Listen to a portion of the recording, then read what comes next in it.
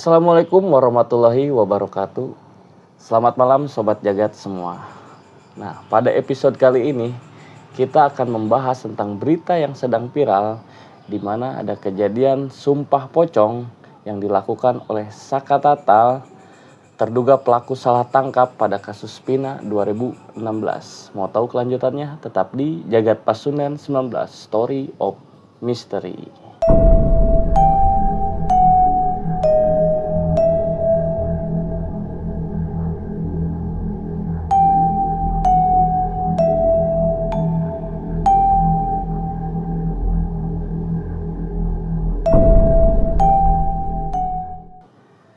Nah, tentunya pada episode kali ini saya tidak sendiri, sudah ada Kang Indra di sini.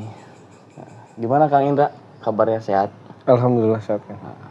Oke Kang, sebelum masuk ke pembahasan ya, pada episode sekarang kita akan membahas tentang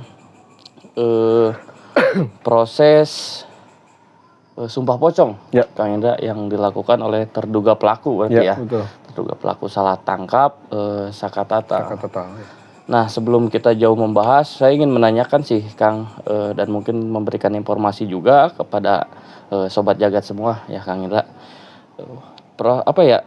Sumpah pocong tuh apa sih Kang Indra? Jadi gini, sumpah pocong itu satu sumpah yang dikerjakan atau dilakukan itu menyerupai si yang terduganya gitu ya. Menyerupai mayat atau pocong gitu yang dipocongkan gitu. Iya. Nah, berarti sebelum kita masuk ke prosesi atau cara melakukannya itu Kang Indra, itu dalam agama hukumnya apa sih Kang Indra? Sebenarnya di dalam hukum agama itu tidak terlalu tidak ditekankan tidak ditekankan, tapi sebagian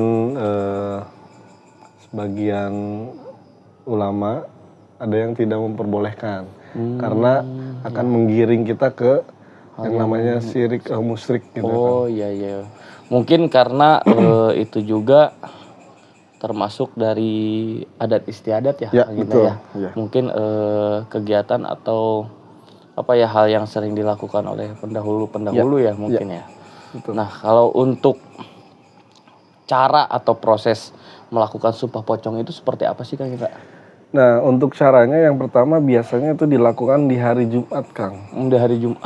Berarti ada hari tertentu ya Kang Indra ya? Sebenarnya bukan ada hari tertentu.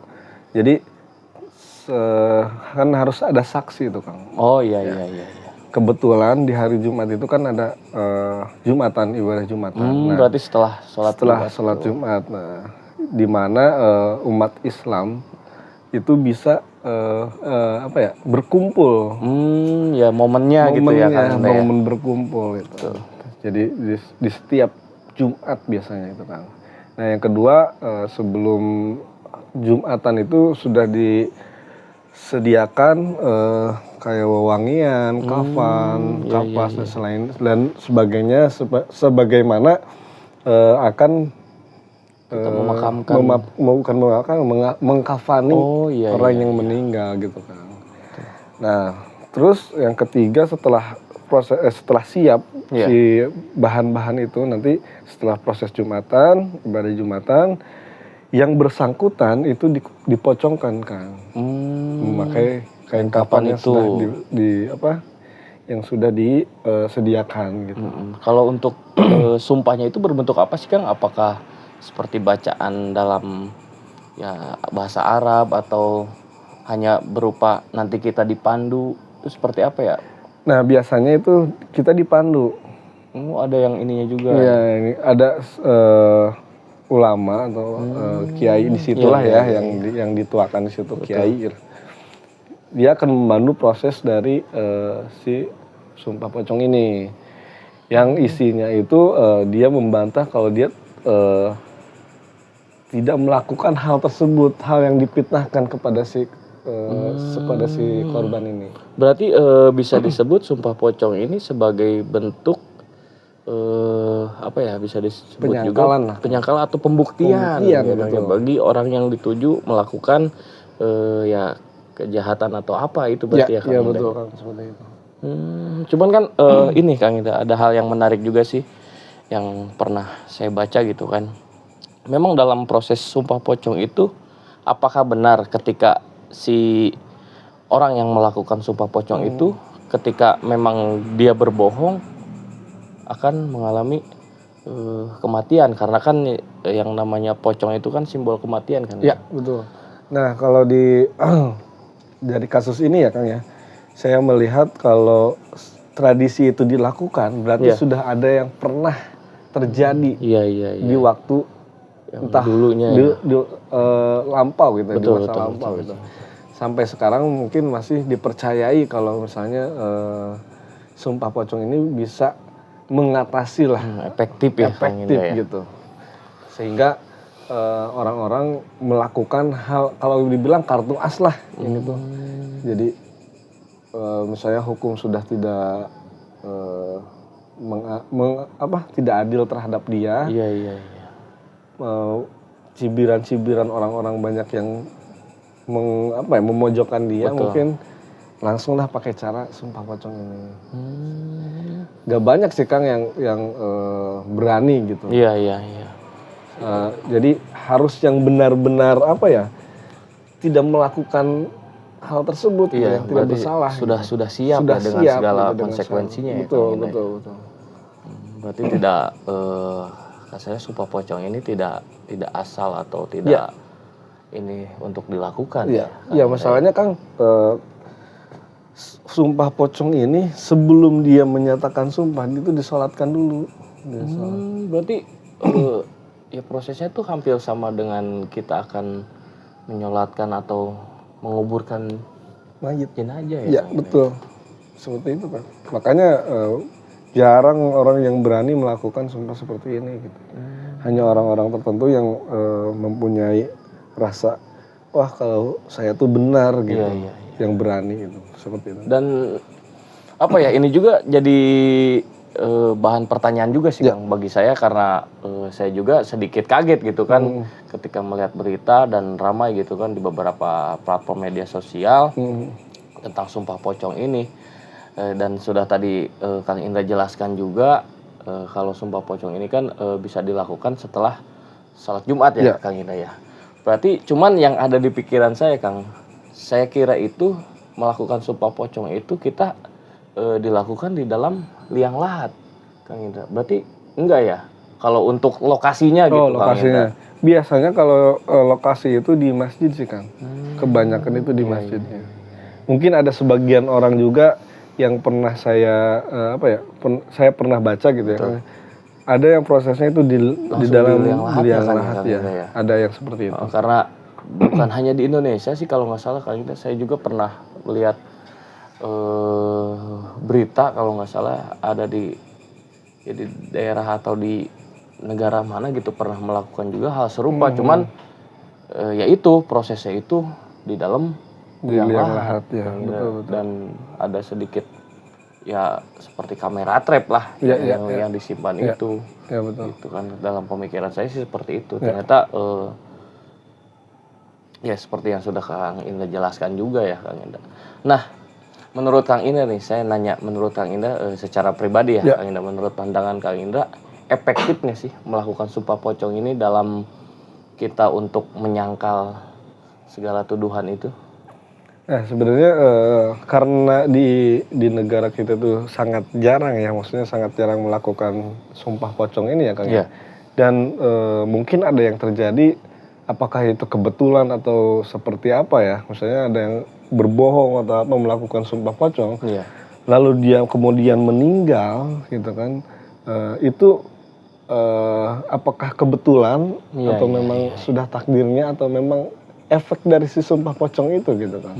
Jadi kalau misalnya Kang Dio tadi bertanya pada saya efektif enggaknya, belum bisa dipastikan secara ini ya, belum bisa bahwa ini efektif, enggak seperti itu Kang. Jadi masih ada pertimbangan-pertimbangan lainnya. Betul sih, apalagi mengingat negara kita kan negara yang negara hukum lah ya Kang Indra ya. Masih ada proses hukum yang lain yang bisa ditempuh.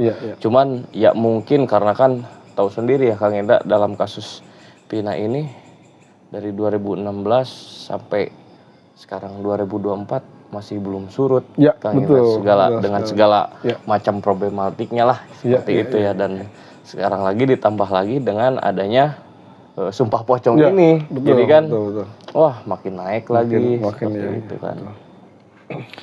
Nah mungkin Kang Indra ini ada sedikit pertanyaan terakhir lah, dan mungkin sedikit kita bisa juga memberikan informasi juga nih kepada Sobat Jagat.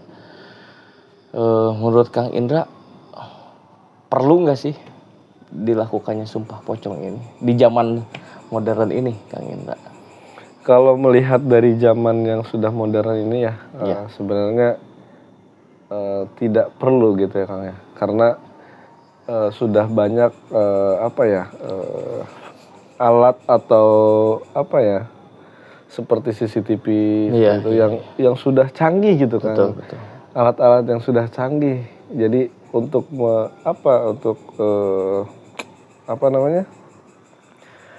melihat kasus benar atau tidaknya kan bisa ketahuan dari situ Kang sebenarnya. Tidak perlu melakukan langkah yang istilahnya kalau kata saya ini konyol sih. Iya, karena memang tidak ada dasar hukum juga, betul. Ya Kang Indra. Iya. Apalagi gini, kalau misalnya dia berbohong lalu kemudian dia belum waktunya untuk meninggal kan. Betul. Konyol juga sih. Konyol gitu. Jelas. Apalagi kan kalau melihat ada nanti juga kan bakal kita tayangin juga nih Sobat Jagat untuk dalam proses waktu si Saka Tatal ini melakukan Sumpah Pocong ya Kang Indra. Di situ kan dia itu bersumpah juga gitu kan, kalau dalam nanti di akhirat, di dunia dan di akhiratnya itu dia akan mendapatkan ajab atau pokoknya timpalan yang pedih katanya Kang Indra. Berarti kan itu sudah apalagi sampai menyebut demi Allah atau itu kan itu sudah urusan kita dengan yang di atas betul. Berarti kan kalau benar berarti kan terbantahkan semua berarti cuman kan kalau terbukti berbohong atau apa kita tidak bisa, sebenarnya kita nggak bisa ini sih Kang, nggak bisa membuktikan kalau dia berbohong atau tidak. Itu sih seperti itu. Kalau misalnya kita berbohong, kita berbohong dalam melakukan si Sumpah Pocong itu ya Kang ya. Ketika kita masih diberi umur panjang dan diberikan untuk bertobat, itu kan berarti ada sesuatu yang bisa dihapuskan gitu. Iya, betul. Karena yang kita tahu kan Allah Maha Pengampun gitu. Iya. Dan tentunya masih banyak juga jalur hukum yang bisa ditempuh oleh si Saka Tatal ini kan, apalagi negara kita negara hukum gitu kan, terus ada pengadilan juga ya Kang Indra bisa melakukan banding atau apa. Cuman kan itu memang haknya dari beliau ya Kang Indra, dan kita tidak bisa mencegah atau gimana. Betul. Kita di sini hanya mereaksi seperti apa sih Sumpah Pocong sebetulnya. Dan mungkin akan menarik, kita tunggu juga nih Kang Indra ke depannya betul. Dari setelah melakukan itu apakah memang ada efeknya atau apa ya Kang Indra. Mungkin sudah cukup untuk kali ini. Nah, Sobat Jagat, diingatkan lagi nih bagi Sobat Jagat yang punya cerita misteri atau pengalaman horor, bisa dikirimkan melalui email kita di ngajagatpasundan@gmail.com dan bisa juga melalui DM di Instagram jagatpasundan_19 dan nanti akan kita tulis di kolom deskripsi. Dan jangan lupa bagi Sobat Jagat yang belum subscribe, buruan subscribe. Dan jangan lupa klik lonceng untuk mendapatkan notifikasi setiap kita melakukan upload atau video baru dari Jagat Pasundan 19. Saya Dio. Saya Indra. Pamit undur diri. Assalamualaikum warahmatullahi wabarakatuh.